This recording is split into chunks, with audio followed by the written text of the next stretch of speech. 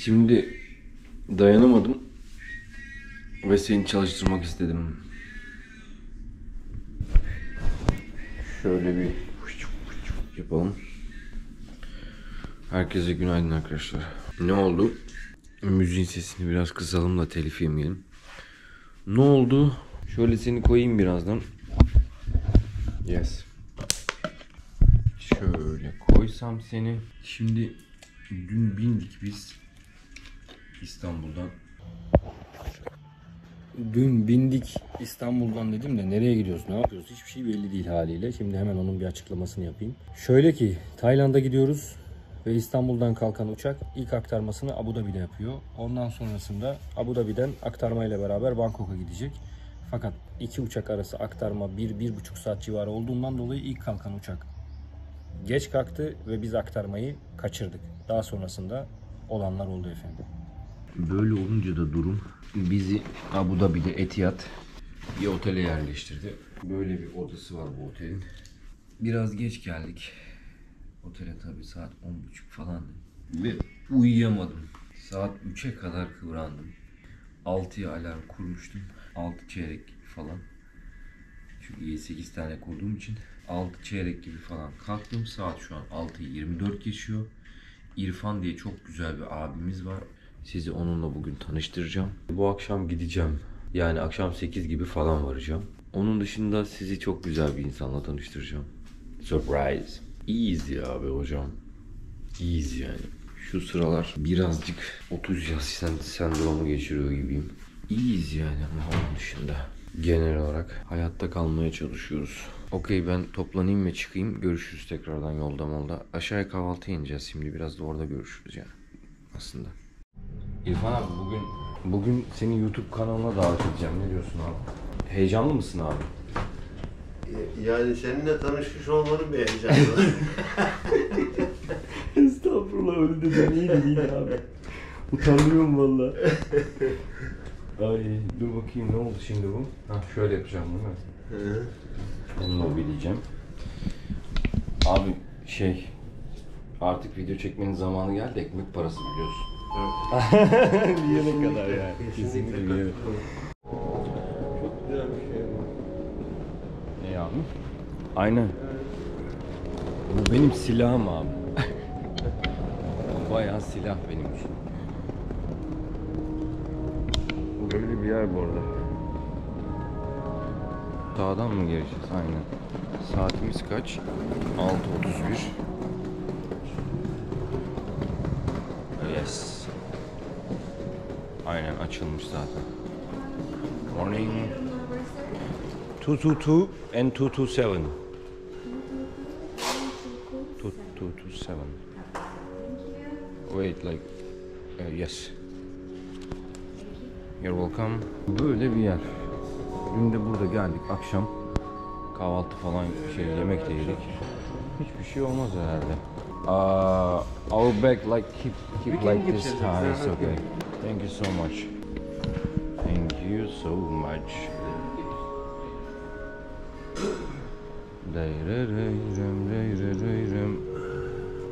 Yok, burası bize göre değil herhalde. Bir şey pişiriyor herhalde burada, yumurtalı. Böyle şey yapıyorlar da işte. Omlet. Aynen, omlet falan yapıyor herhalde. Tamam.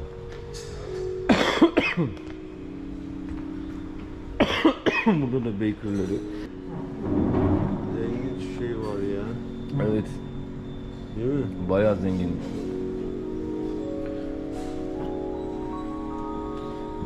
Güzel ya, keyifli yermiş yani abi.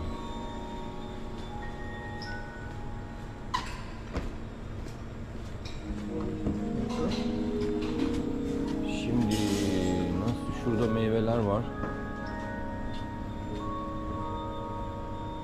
Şurada konserve ya şu.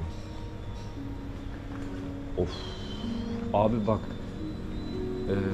Rus stili bir sabah kahvaltısı var. Tabii bunu tabağımızın yanına ekleriz de. Hı. Arkadaşlar bu greyfurtu tabaklarını, yani daha doğrusu yapıyor greyfurtu. 2'ye bölüyor sadece. Evet. Ve ondan sonrasında üzerine çok hafif şeker döküyor ve kaşıkla yiyorlar abi. Hı. Evet. Çünkü zaten o parça parça oluyor ya Tabii. içinde. Onu o şekilde yiyorlar. İnanılmaz keyifli ama yani. Greyfurt'u sevdirdiler ya bana bildiğin.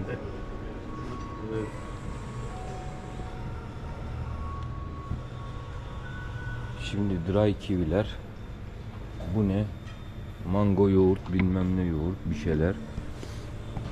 Bak böyle bir restoran yapmışlar bu arada. Işıkların neden pırpır ettiğini bulacağım. Böyle bir yer. Hi everyone. Morning. Gerçek aşkı buldum. Her tarafta peynir var. Arkadaş, bir insan Abu Dhabi'ye indiğinde Adana Şakir Paşa'ya iniyormuş gibi hisseder mi ya? Dün akşam gerçekten öyle hissettim. Bildiğin Şakir Paşa'ya inmiş gibi yani.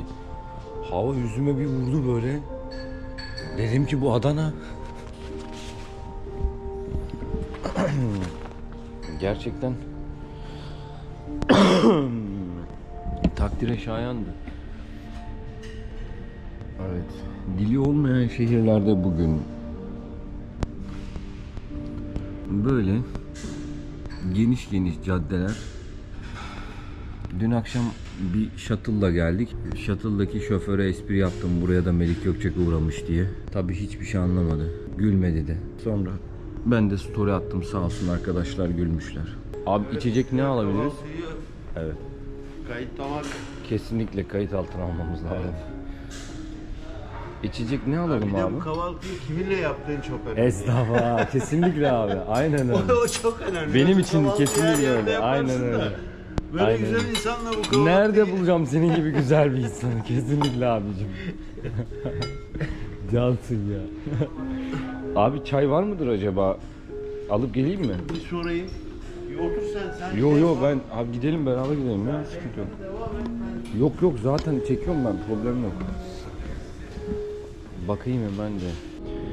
Aha da böyle oturduk İrfan abicimle böyle beraber. güzel bir masada, böyle güzel bir insanla, böyle harika bir kahvaltı herkese nasip olmaz. Kesinlikle abi. Bana nasip Aynen- olduğu aynen için öyle. çok mutluyum. Ben de minnettarım şanslıyım. abi. Aynen. Ben de minnettarım yani kesinlikle. İrfan abi kainatın görüp görebileceğiniz en iyi denizcilerinden bir tanesi kendisi. Bir kere yüreği güzel ve aynı zamanda Sakaryalı. Evet, onun özelliği Peki zaten... abi dünyanın başka bir ucunda bir memleketinle yan yana olman çok enteresan değil mi abi? Yani hesap etsen denk getiremezsin yani. Mümkün değil.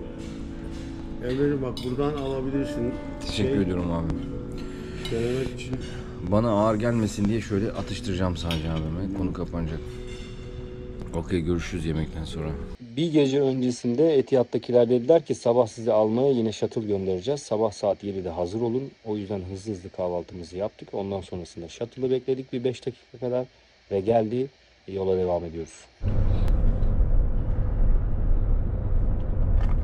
Şimdi hazır açılmışken uyku sersemliğinde gitti. Biraz durumlardan bahsedeyim. Dün yaklaşık olarak saat 8'de olan, 8.30'da olan uçağımıza saat 10'da bindik.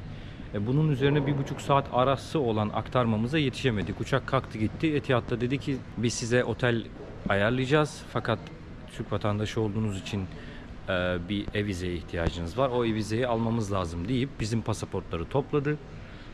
Sorduğumda da dedi ki 4 saat içinde gelir falan dedi e-vize. Bu arada bu durum benim başıma ilk defa gelmiyor. Normalde olması gereken bu Etihad'ın yaptığı. Yani eğer uçak aktarma da aynı şekilde Etihad'daysa iki uçak arasında bir problem olduğu zaman geçişte o günkü konaklamanı bir sonraki uçağa kadar olan süreci bir şekilde absorbe etmek zorunda kalıyor firma. Yani eğer aynı gün içerisinde başka bir uçak yoksa seni hangi şehirdeysen o şehrin en iyi 2 ya da 3 otelinden birinde konaklattırmak zorunda. Öyle bir kural var. Dolayısıyla bu normal olan. Fakat bir daha normal olan var. O da bizim Gürcistan'a giderken ilk başta Trabzon'a gittiğimiz uçak A-Jet firmasıydı. Ve bizim çantamızın, o benim büyük görüyorsunuz arada, benim büyük çantamın kenarında çadırım vardı. Ve o çadırı ben tek başıma çıkarırken zorlanıyorum. Adamlar nasıl olduysa o çadırı kaybettiler.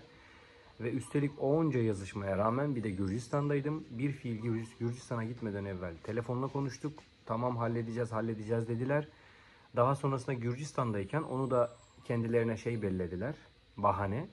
Ve dediler ki bu sizin sorumluluğunuzdaydı. Biz hiçbir şekilde yapmıyoruz.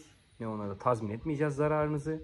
Bizi hiç ilgilendirmez deyip konuyu kapattılar açıkçası ve bu durumdan rahatsızım. Buradan size çağrımdır açık. Asla ve kat'a A-Jet'i kullanmayın, özellikle bagajınız olduğu zamanlarda. Çünkü benimle birlikte aynı şekilde Trabzon'a inmiş bir yaşlı teyze ile amca ilaçlarını valizlerine koymuşlar. Adamların ilaçlarını, valizlerini yani getirmemişler. Diyorlar ki bir de adama, ya diyor herife diyor ki, yaşlı amca diyor ki, ya oğlum ben bu ilacı her gün kullanmam lazım. Ben diyor kalp hastasıyım. Amca bu benim sorunum değil diyor. Beni ilgilendirmez diyor. Yani yarın gelecekmiş diyor. Yarın diyor gelip alman lazım diyor valizini. Ya öyle bir saçmalık mı var? Adam dedi ki benim şeyim çok uzak, köyüm çok uzak buraya. Nasıl geleceğim oğlum? Yapacak bir şey yok amca. Taksi tutar gelirsin diyor. Böyle enteresan olaylarla karşı karşıya kalmayıp daha düzgün bir şekilde yürüyerek gidebilirsiniz. Açık ara. Yürüyerek Trabzon'a gitmek çok daha mantıklı A-Jet'i kullanmaktan. İğrenç, çirkin bir durumla karşı karşıya bıraktılar bizi. Çok teşekkür ediyorum hepsine buradan da. Öyle olunca da bu sefer bekledik. 4 saati geçince de arkadaşlar, burada birkaç tane daha Türk arkadaş vardı. Onlar bir ayaklanmışlar haliyle. Biraz daha hızlandırdılar. Bizim pasaportları verdiler. Niye ayaklanmışlar diyorum? Çünkü ben uyuyordum. Hiçbir durumdan haberim yok, tamamen söyledikleriyle. Ve sonra pasaportlarla birlikte bize işte verdiler. Otel, konaklayacağımız otelin nerede olduğunu falan söylediler. İşte bir shuttle ayarladılar ve bindik gittik. Derken bir gece kaldık işte. Güzeldi, keyifliydi. Bir tık soğuktu otel odası ama bir problem yoktu genel olarak. Daha sonra ertesi gün bindik. Benim çantam birazcık problemli. Malum bir sürü kablo var. Bir sürü şarj etmem gereken cihaz var. Bir tık problemli olduğundan ötürü de haliyle sürekli tabii X-ray'lerde takılıyorum. Her seferinde de anlatmaya çalışıyorum. İşte bak ben YouTuber'ım. İşte bu kablolar bu yüzden var. İşte burada tehlikeli bir madde yok falan diye her seferinde anlatıyorum. 4-5 sefer bir problem yaşamadım. En son şimdi geri gelirken burada arkadaşın birine denk geldik. Biraz görece daha pürüz bir arkadaştı. Baba arkadaş enteresan bir şekilde benim sigaraların filtrelerine takıldı. Dedi ki bu ne? Dedim ben sigara sarıyorum. Bu da sigaranın filtresi. Yok bekle dedi. Bekliyorum. Sigara filtresini birilerine soruyor, bilmem ne yapıyor falan. Ya dedim ki bu tehlikeli bir madde değil yani. Sigara içiyorum. Aha tütün de burada. Bu da dedim filtresi yani. Yok illa bekle diyor. Biraz daha geride bekle bilmem ne falan. Böyle değişik bir pürüzlükle karşı karşıya kaldım. Neyse bekle. Sonra baktı şeyden bir şey bulamıyor. Ne onun adı? Birkaç kişiye sordu. Bir problem yok diyor. Hala da bekletiyor anlamsız bir şekilde. Hiçbir şey anlamadık. Diğer Türk arkadaşlar da yine aynı şekilde. Abi yani yapacak bir şey yok. Bekleyeceğiz dedi. Biz de seni bekleyelim dedi falan. Akabinde işte bir 10 dakika sonra falan çantayı tekrardan aramaya başladı. Arıyor, bir şeyler arıyor çantada. Derken bu benim şu anda mevcut kullandığım tripodun yedeği vardı bir tane. Ucunda da haliyle bu tripodların bir vida var. Yani o kamerayı oraya sıkabilmek için. Bu ne dedi. Yani neye benziyor? Dildo diyecektim. Diyemedim işte. Burada şeriat meriyat var yani. Al bir tarafa kullanabilirsin. Al bu dildo diyecektim yani. Neyse dedim ki böyle tripod işte ben YouTuber'ım falan yine anlatıyorum ve birçok kez geçtim, herhangi bir sorun olmadı, bu benim işte kullandığım bir alet dedim işte. Yok bekle dedi yine. Bekliyoruz gene bu sefer geçti filtre geçti, tripodu bekliyoruz bu sefer. Yine birilerine sordu falan filan. En son bir tane asker mi polis mi ne işte asker muhtemelen geldi. Onunla bir şeyler konuştu falan. Ben direkt araya girdim haliyle artık yeter da dedim istiyorsan at bunu. At artık yeter de bırak beni de gideyim uçağım var yani. Tamam ben bunu atacağım o zaman dedi. Dedim at tamam at. Beni tamam mı her şey okey mi dedim. Okey dedi. Dedim tamam ver çantamı. Aldım çantamı. Küfür ede topladım o çantayı ve her seferinde aynı muamele. Yani derdi ne baba? Yani zaten X-ray cihazları artık eskisi gibi değil abi. İçerisindeki artık yani su zerre damlası olsun onu bile görebiliyorsun yani. Gerçekten çok üst düzey X-ray kullanıyorlar. Derdin ne? Yani beni niye orada bekletiyorsun? Görünüyor her şey zaten. Kablolar var, işte GoPro var, işte birkaç tane kamera var, hard disk var. Başka bir şey yok yani. Derdin ne? Yalandan yere bekledik bir dünya. Sonuç saldı bizi. Şimdi de geçtik işte, 1 saat falan var uçuşumuza, bekliyoruz. Beklemeye devam. Burada Türk arkadaşlar var, güzel, keyifli insanlar. Onlarla beraber muhabbet, sohbet edip takılıyoruz bu şekilde. Şimdi gidiyorum. Akşam saat 8'de Bangkok'ta olacağım ve beni harika bir kadın karşılayacak. Aradığım aşkı bulmuş olabilirim belki de. Aslında bundan sonraki bölümleri şey diye çekebilirim. How I Met Your Mother. Mantıklı. İşte first episode, second episode diye. Mantıklı. Buradan yürürüz ya biz. Sonuç çok güzel bir kadınla tanıştım ve inanılmaz pozitifim. Gidince sizi de tanıştıracağım. Malum artık hayatımın bir parçasısınız yani. Ve onunla birlikte Bangkok'ta ya da Tayland'ın başka bölgelerinde birlikte gezeceğiz. Keyifli olacağını düşünüyorum. Bakalım. Durumlar bu şekilde. İrfan abiyle de birazdan sizi tanıştırırım zaten. Biraz muhabbet, sohbet ederiz. Çok güzel de bir insan. O da bizim gibi deniz sevdalısı ve aynı zamanda motor sevdalısı. Harika bir 98 Goldwing'i varmış. Keyifliydi yani. Birazdan tanıştırırım sizi. İrfan abicim, Canım benim. nasılsın? Ya seninle kötü olmak mümkün mü ya? Hadi şimdi onun bana cevabını nasıl verirsin bilmiyorum. O senin sorunun. Estağfurullah abicim. Bir gece Böyle. dinlenmiş olduk yani Evet, bahaneyle. evet. Keyifliydi yani. Evet, güzel uyuduk. Vallahi. Keyfimiz yerine geldi. Onun için bir de senin verdiğin enerjiyle şu an kendimi ya 30 yaş daha genç hissediyorum yani. Nasıl bir enerji verdiysen. Estağfurullah. Cansın abi. Yok, bunu iltifat olsun diye söylemiyorum. Ben hiçbir zaman insanlar mutlu olsun diye iltifat etmem. Cansın. Eğer hak ederlerse söylerim ama Böyle diyorsun, hepten utanıyorum abi. yok, utanacak bir şey yok. Gurur duyman lazım. Ay. Yani ben bugüne kadar kimseyi utandıracak bir şey söylemedim. Eyvallah abi. Eyvallah abi. Cansın. İrfan abi Sakaryalı. Aynı zamanda hemşeriyiz. Evet. Aynen. Nasip. Ve şu an 2 Sakarya ikili. Aynen. Bangkok'a gidiyor. Neyse, şurası herhalde. Ha, gelmiş mi? Yok, biz geçerken de buradaydı. Hmm. Şeyde, İstanbul'da daha biz kontuara geldik, uçak yoktu daha şeyde. Evet, aynen. O yüzden gecikti zaten. Aynen. Hayırlısından binelim.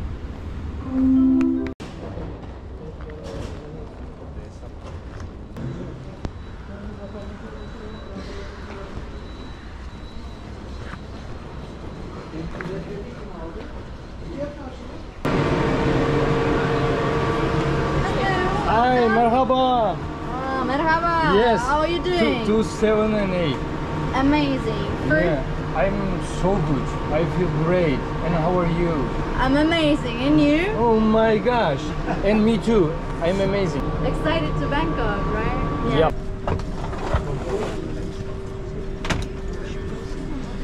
Gidiyorum gündüz gece. Hadi biraz uyuyalım.